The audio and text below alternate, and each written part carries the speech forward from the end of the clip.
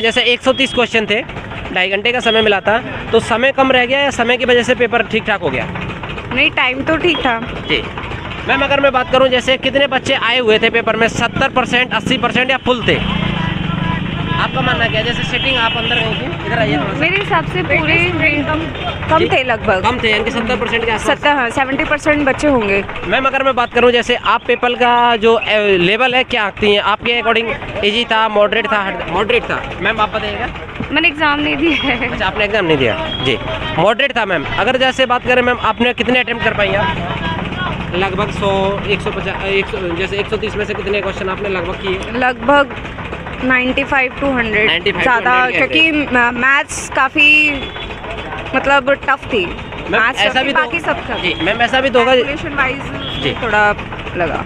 Ma'am अगर मैं बात करूं जैसे हमारा एक हिंदी पोर्शन रहता है, हिंदी में मैम कहाँ से क्वेश्चन पूछे गए थे, थोड़ा आप बता पाएं? तत्सम हो गया एक, बहुत बढ़िया। संधि विच्छेद 2 हो गया, बहुत बढ़िया मैम। उसके बाद में बाकी पर्यायवाची थे, एक मुहावरा था जी मैम। मुहावरा आप याद कर पाएं क्या पूछा गया था, थोड़ा बहुत रिकॉल कर मुहावरा पाएं? जैसे कि क्या था, मेरे को स्किप है। अच्छा चलिए, कोई दिक्कत नहीं मैम, उतना ज़्यादा याद नहीं रहता। आपने टॉपिक बता दिए, वो भी कम है मैम। कोई गद्यांश था हिंदी में जो जिससे हाँ, 2 गद्यांश, 2-3 क्वेश्चन निकालने होते हैं?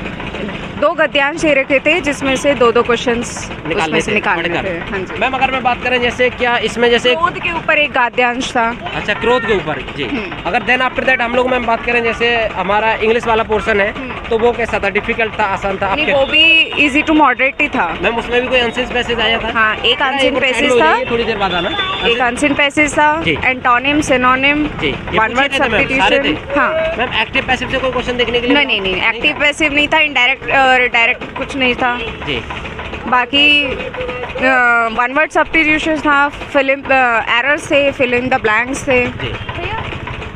अच्छा मैम, मेरे को एक बताइए, जैसे आपने लगभग 95 के आसपास की है, आपका मानना क्या? आपने पेपर दिया है, आपने देखा है, करंट अफेयर कहाँ से पूछी जा रही है मैम? 2021, 2022, कहाँ से? 2020? करंट अफेयर के तो लगभग ज़्यादा क्वेश्चन नहीं थे। मेन था लीगल एप्टीट्यूड में से, पॉस्को एक्ट में से, और हमारा राइट टू इन्फॉर्मेशन एक्ट में से काफ़ी ज़्यादा क्वेश्चन पूछे गए थे मैम। लगभग मतलब आर्टिकल में से सबसे ज़्यादा क्वेश्चन थे। अच्छा, आर्टिकल में से? हाँ जी। अनुच्छेद में से? हाँ। मैम अगर जैसे डायरेक्टली कोई एक्ट उठा लिया गया था या संविधान संशोधन था? पर्टिकुलर एक एक्ट दिया गया था, राइट टू इन्फॉर्मेशन एक्ट, उसमें से काफ़ी मतलब 10-15 क्वेश्चन तो उसी में से थे। अच्छा, यानी कि हमको ऑप्शन चूज करके बताना था कि ये इसको वो करता है। मैम अगर बात करें रीजनिंग वाले पोर्शन की, कहाँ से क्वेश्चन थे, थोड़ा बता पाए आप?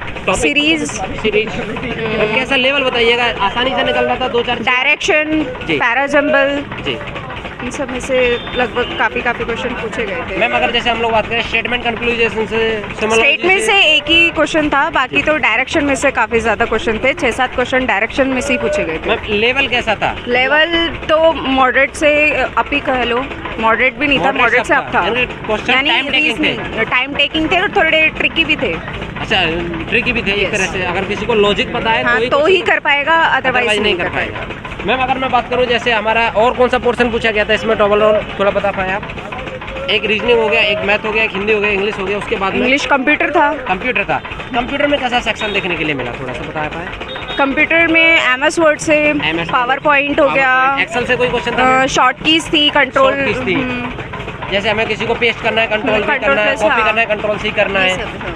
ओवरऑल ऐसा लेवल था एक तरह से। और अगर आपका मानना पूछा जाए तो कितना एक तरह से कट ऑफ का एवरेज रहेगा? 100 प्लस रहेगा? कितना 100 से नीचे? ऑफ कोर्स 100 प्लस रहेगा, क्योंकि मॉडरेट टू हाई लेवल ही था, लेकिन अब होप सो। मैम एक टॉपिक है साधारण ब्याज, चक्रवृद्धि ब्याज, उससे क्वेश्चन देखने के लिए मिले हैं, SICI जिसको बोलते हैं हम लोग मैथमेटिक्स में। ऐसे नहीं, मैंने मैथ्स के मैंने मैथ्स इतना अटेम्प्ट नहीं कर पाई हूँ, क्योंकि कैलकुलेशन भी ज़्यादा था। बात कर रहे हैं रीजनिंग में हम लोग, कोडिंग डिकोडिंग में भी एक ही क्वेश्चन था जी। मैम साइड हो जाइए, कोडिंग डिकोडिंग एक क्वेश्चन। लेवल कैसा था मैम? लेवल तो हाई था। लेवल हाई था? लेवल रीजनिंग का लेवल थोड़ा ट्रिकी और हाई था जी। ओवरऑल मैं बात करूं, आपको मैथ के अलावा और कौन सा पोर्शन थोड़ा टफ लगा? Computer, reasoning, Hindi, English? Maths के बाद रीजनिंग, ऑफ कोर्स रीजनिंग जो टाइम टेकिंग। इंग्लिश और हिंदी काफ़ी इजी टू मॉडरेट था। English and Hindi, yes. Ma'am आने वाले स्टूडेंट के लिए आप क्या कहना चाहेंगे, क्योंकि अभी बहुत सारे बच्चों का, लड़कियों का भी पेपर है, 2 दिन के बीच में छुट्टियां हैं, तो आप बताइएगा कि मतलब जर्नल में से तो आप लीगल एप्टीट्यूड पॉस्को एक्ट पे एंड आर्टिकल पे फोकस काफ़ी करके आए। फोकस करिए जी। अकॉर्डिंग टू हमारे जर्नल जो अभी करंट अफेयर को ना छोड़ के आर्टिकल पे ज़्यादा जोर दो, अमेंडमेंट एक्ट्स पे ज़्यादा जोर दो, पॉलिटिकल पे ज़्यादा फोकस करो। ताकि आपको हाँ, लीगल एप्टीट्यूड से काफ़ी क्वेश्चंस थे, पॉस्को एक्ट में से काफ़ी क्वेश्चंस थे। Thank you so much ma'am. तो आप लोग देख सकते हैं मैम की मदद से हमने सेकंड शिफ्ट का भी रिव्यू निकाल चुका है। आप लोग देख सकते हैं, आप लोगों को पूछते हैं कि सर ज़्यादा से ज़्यादा टॉपिक बताइए हमें कि किस टॉपिक से क्वेश्चन है, ज़्यादा से ज़्यादा एक्चुअल क्वेश्चन बताइए, कहाँ से क्वेश्चन पूछे जा रहे हैं। तो हमने स्टूडेंट से डायरेक्टली पुटअप किए क्वेश्चन। तो चलिए और स्टूडेंट से हम लोग बात करेंगे, तब तक के लिए जय हिंद, जय भारत।